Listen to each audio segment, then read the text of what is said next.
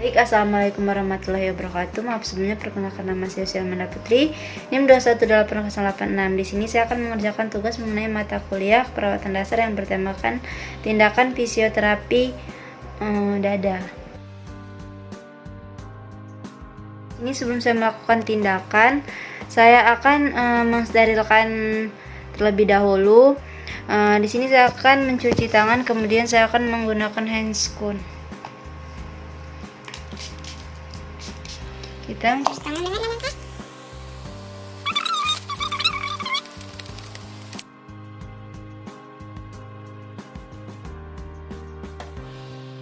Assalamualaikum Ibu. Maaf sebelumnya Bu, perkenalkan saya Suster Yosi. Di sini saya yang bertugas di ruangan ini dari jam 7 sampai jam 11 siang nanti ya Bu ya. Maaf Ibu, saya bisa lihat gelang identitasnya terlebih dahulu. Oke, nama Ibu Sari ya Bu ya. Oke Bu. Di sini tujuan saya ingin melakukan tindakan fisioterapi dada yang bertujuan untuk mengeluarkan sekret dalam saluran pernapasan Ibu. Baik Ibu, saya izin bertanya ya Bu ya, apakah Ibu masih batuk atau merasa sesak napas? Oke, tidak ya Bu ya. Tapi walaupun masih agak sering-sering ya Bu ya. Oke. Jadi di sini saya akan melakukan tindakannya Bu ya. Mungkin tindakannya itu sekitar 5 sampai 15 menit ya Bu ya. Apakah Ibu bersedia Bu? Oke, maaf ya Bu ya, saya akan mempersiapkan alat-alatnya terlebih dahulu. Kemudian saya akan melakukan tindakan. Baik Ibu, sebelum saya melakukan tindakan, saya akan menjaga privasi klien ya Bu ya. Saya akan menutup horden. Kita ibaratkan saja ini horden dan sudah kita tutup. Di sini saya sudah mencuci tangan, sudah menggunakan handscoon, saya sudah steril. Di sini saya akan melakukan tindakan auskultasi. Tindakan auskultasi ini bertujuan menentukan di mana keberadaan sekret Ibu ya Bu ya. Oke, saya akan memeriksa.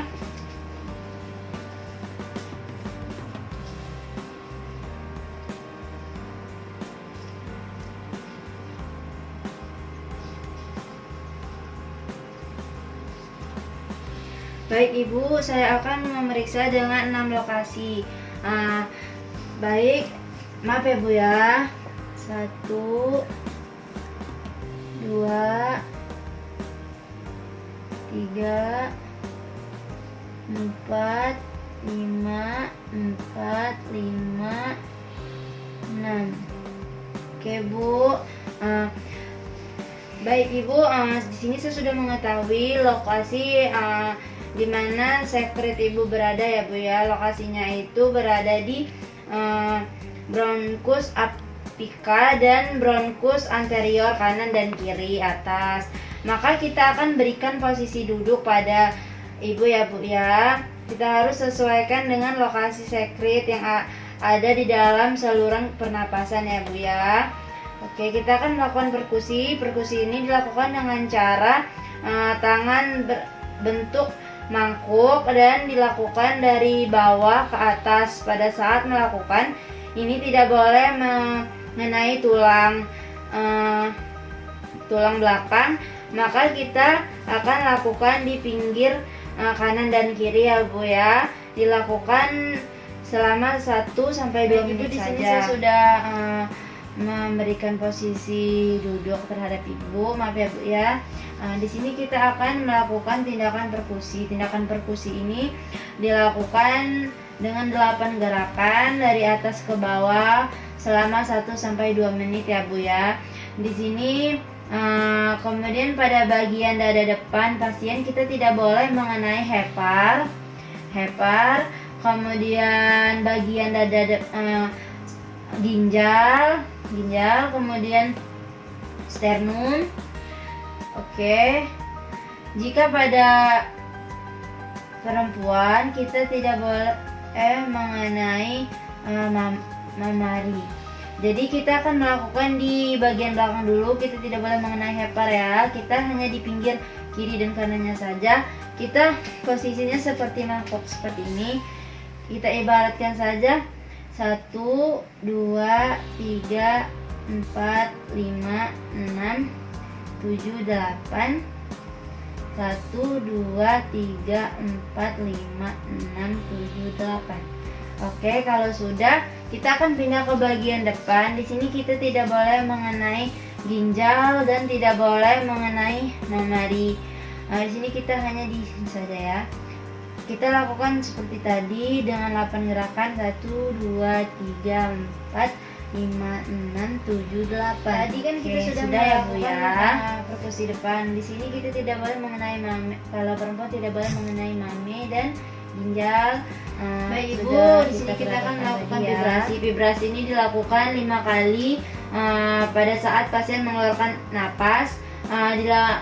Dilakukan pada pasien sekret. Pada saat melakukan ini, pasien diharapkan mengeluarkan atau tarik napas secara mendalam. Baik, saya akan mencontohkan prakteknya ya Bu ya. Kita akan melakukan tarik napas secara mendalam, kedua bibir menutup. Kita ibaratkan ini saya sudah membuka masker ya Bu ya. Kedua bibir menutup, kemudian seperti bersiul. Tarik napas, hembuskan seperti bersiul ya Bu ya. Oke, baik Bu, setelah saya ajarkan tadi bisa Ibu terapkan ya Bu ya. Tarik napas secara mendalam, kemudian hembuskan sambil tangan kita menekan posisi sekret ya Bu ya. Saya contohkan sekali lagi ya Bu ya. Tarik napas, tangan kita di sini. Oke Ibu, di sini kita akan melakukan batuk efektif. Saya akan mencontohkan pernapasan diafragma. Pernapasan diafragma ini satu tangan di dada, satu tangan di dada dan satu tangan di perut seperti ini. Kemudian lakukan tarik napas secara mendalam ya Bu ya. Kemudian tahan dan hembuskan, dilakukan 2 kali. Seperti ini Bu. Oke Bu ya. Baik, itu dilakukan 2 kali. Yang kedua itu kita disuruh untuk batuk efektif, batuk seperti kayak kuat gitu ya Bu ya. Kita akan menarik ya Bu ya. Ini ya Bu ya. Oke, saya akan contohkan. Kita akan tarik napas, kemudian kita batuk. Kita taruh sekretnya di sini ya Bu ya. Tapi jika masih sedikit sekretnya, bisa kita lakukan batuk efektif yang kedua. Tapi sebelum melakukan batuk efektifnya yang kedua, kita akan beri waktu untuk istirahat. Kemudian Ibu akan minum air hangat. Setelah minum air hangat ini guna untuk mencairkan sekret yang ada di dalam pernapasan Ibu ya Bu ya. Baik Ibu, minum dulu ya Bu ya. Oke, sudah. Di sini saya akan melakukan evaluasi ya Bu ya. Oke. Baik Ibu, apakah dada Ibu masih sesak atau masih ada terasa kayak sekretnya di sesak napas, merasa kayak ada yang mengganjal sedikit gitu Bu? Jika masih ada, nanti kita akan melakukan batuk efektif lagi ya Bu ya.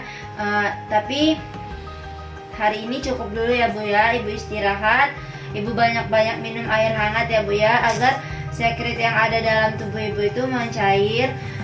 Kemudian Ibu bisa melakukan batuk atau mengeluarkannya secara mandiri ya Bu ya. Kita sudah selesai. Kita akan mengecek keberadaan sekret yang ada dalam tubuh Ibu, apakah sudah berkurang atau belum. Kita akan melakukan dengan 6 langkah tadi. Oke, kita akan mengauskultasi 6 lokasi tadi ya. 1, 2, 2, 3, 3, 4, 5, 4, 5, 6, 6. Oke. Baik Ibu, sekret yang ada dalam tubuh Ibu itu sudah berkurang ya Bu ya. Oke, Ibu sudah ya Bu ya. Jika Ibu butuh sesuatu, Ibu bisa panggil saya atau memencet bel yang ada di samping tempat tidur Ibu ya. Saya izin membersihkan alat-alat ya Bu ya. Oke.